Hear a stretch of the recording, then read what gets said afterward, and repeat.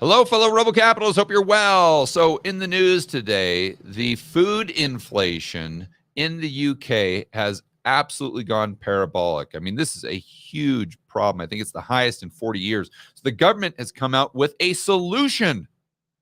And I think it's going to be global government's solution to this problem in years to come. I think maybe as soon as 2024, right here in the United States. What solution am I talking about? You guys probably guessed it. Price controls. Everybody's favorite authoritarian central planning part of the, toolkit to really F things up. That's the bottom line. So let's get into this article from CNBC and go over what the UK is doing. Now, they're not admitting that they're doing price controls, but you can see that they're taking baby steps. And they're, in my opinion, this is just kind of a foregone conclusion from here, assuming that you continue to have high rates of inflation. Now, they may come crashing down to the recession, but then I think the government's response through fiscal is going to take us up into that next wave of consumer price inflation like we saw in the 1940s. Let's get right over to this article. UK government says it's meeting with food bosses over high prices, but nothing to see here. Nothing to price controls. Oh, no. I.e., impose caps. Of course, that's what they're saying, right? They're not going to come out in the media right now and say, yes, we're going to demand that these greedy capitalists cap their prices. Of course not. But hey, let's use some common sense here. Read the writing on the wall. Let's look at the past 3 years, for heaven's sakes, and you know exactly where this is headed. Let's look at the 1940s. Let's look at the 1970s. We've seen this movie before. We know how governments respond every single time. The UK government said it is engaging, with food sector amid attempts to reduce inflation-driven strain on British households. They say they're not talking about price caps. Go ahead and roll your eyes for me.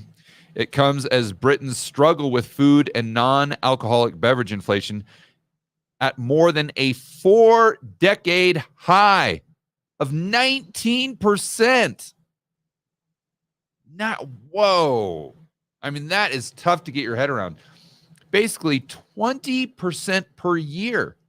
And let's remember, that's compounded. 20% per year. So Josh helped me out with the math here. We get 20% per year in 3-4 years? You've got double the price? Probably 3 years? Man, this is bananas. So let's get back to their response, their quote unquote solution. So the UK government said it's engaging with the food sector. Here's a quote.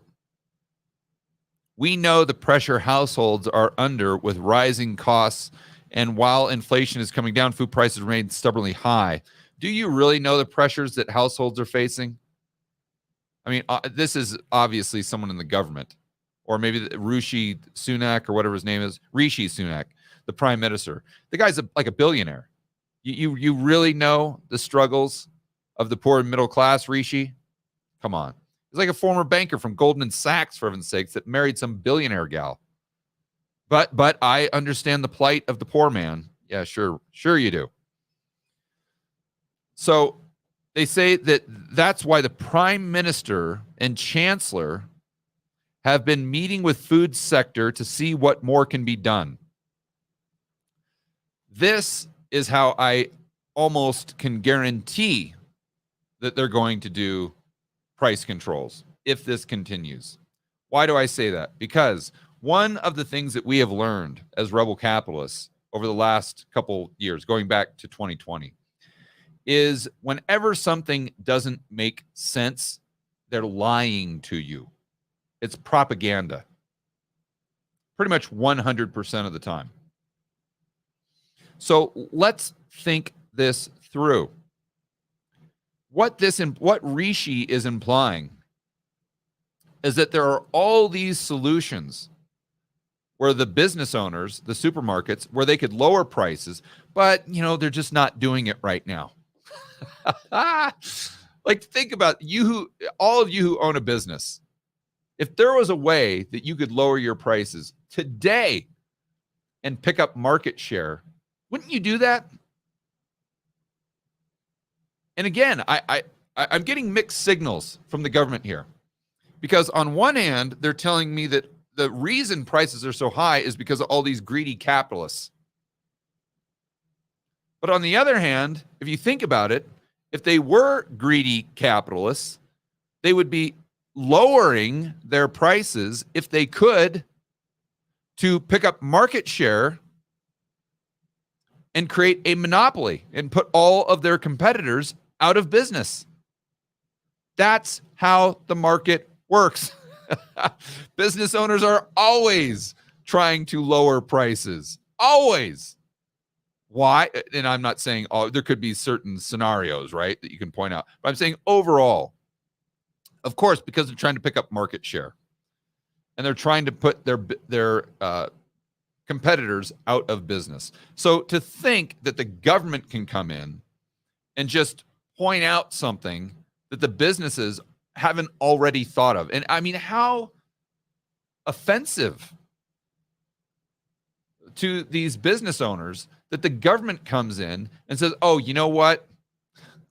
You idiot grocery store owner, we know that you've been doing this for the last 50 years, but we're going to show you something that you just haven't thought of. Like, for you business owners that are on this live stream or watching this, let's say you own a construction company, or let's say you own a gas station, or XYZ small business, mid-sized business. The government comes in and tells you that or implies that they know your business better than you do. No, I don't think so.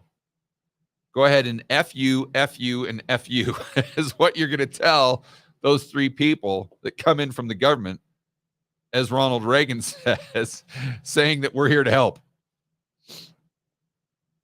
And that's why I believe, I'm almost 100% certain that this is just pure propaganda and that this is actually their true intention. Again, the reason I'm saying that is because when we go back to 2020, pretty much every single thing they have said, the authoritarians, the central planners, that doesn't make sense turns out to be lies and propaganda.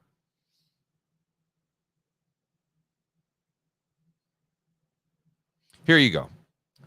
Asked in an interview with the BBC on the possibility of supermarket price cap on basic foods, i.e. price controls, British Health Secretary Steve Barclay said the government wanted... See, they're not outright... on one hand, like their PR department for the government is outright... or their marketing department is saying, oh, no, nothing to see here. But then the individual people aren't really saying that. So here is this health secretary guy, Steve Barclay, said that the government wanted constructive... So now he's asked point blank about price controls. He's not saying, no, there's zero chance that we go there. He's saying the government wants constructive discussion with supermarkets about how we can work together. Okay, in other words, the government wants constructive discussions on how the supermarkets can lower prices. And again, you know just as well as I do that if they could lower prices, they already would have done that, for heaven's sakes. So this tells you what he's saying doesn't make sense. So this tells you that whatever you're hearing from the government is complete propaganda. It's a lie. And in my opinion, they will do the opposite. So if they're saying they're not going to do price controls, what that means when you translate that into government central plan and authoritarian speak is that we will do price controls. Goes right back to Orwell.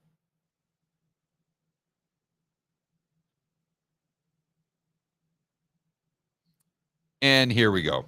Such a proposal would mirror efforts already undertaken in France. A group of major French supermarkets in March agreed to cut prices on an average basic items and a targeted 10% ceiling on average prices. Average price increases due to input costs. Retailers can choose on which items they can. Okay, so again, this makes zero sense. 0 cents. This is a lie. This is propaganda. How do I know that? Common sense, basic mathematics. Grocery stores, for those of you who don't know, supermarkets have razor thin margins. And when I'm talking about razor thin, I'm not talking about 15% to where you could just drop prices by 10% and not worry about it. Absolutely not. I'm saying like 1%. So how can you drop prices by 10% if your margins are only 1%?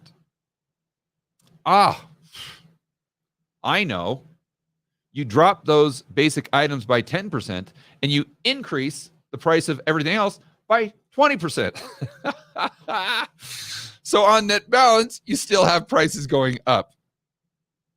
But my point with this specific part of the article is to prove that, once again, true to form, they're just outright saying stuff that doesn't make any sense, therefore pure propaganda. And if you just scratch beneath the surface, you can see exactly how you can see their ruse. You can see exactly how they're trying to pull the wool over your eyes.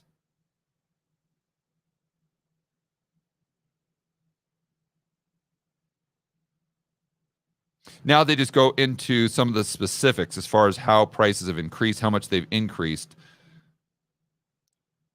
But the bottom line here, guys, is whether we see price controls in the next 6 months, I would say probably no, because it goes back to what we were saying in the last video, how the yield curve, the near-term forward spread, is expecting a hard landing, recession, economic depression, unemployment would skyrocket, call it plus 10%.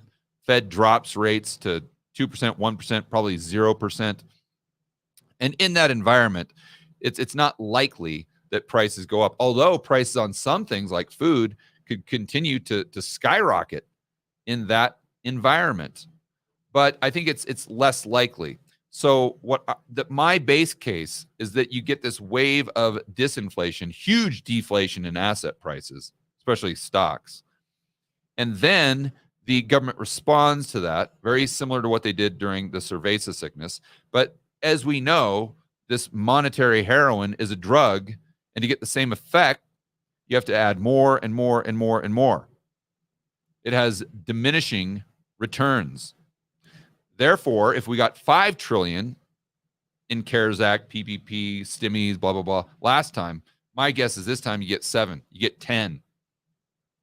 And that's what takes us right back into that wave that we had in the 1940s, which, by the way, I'd like to remind you guys, 1947, the CPI in the United States was over 19%. 19%. And 2 years later, it was -2. Why did it get up to 19%? One of the main reasons is because in 1946, they did what? They lifted price controls. So this, I mean, now we're talking 3 waves out into the future, where we have this disinflationary wave, recession, economic depression, unemployment rate goes up. The government comes in with fiscal that makes COVID look like a picnic. Then you get that next wave of inflation that takes you up to, let's say, 10% or higher. Then they come in with price controls. All right, well, that takes inflation right back down, right? Because not that we have deflation, but you have disinflation. So the CPI headline, let's say, goes from 10% down to 8%, down to 5%, down to 2% because of these price controls. And then you have that for a year or two. And then, as we know, all price controls come to an end. Then they lift those price controls, and then boom, you have the prices skyrocket to 15, 20%, who knows, maybe even higher.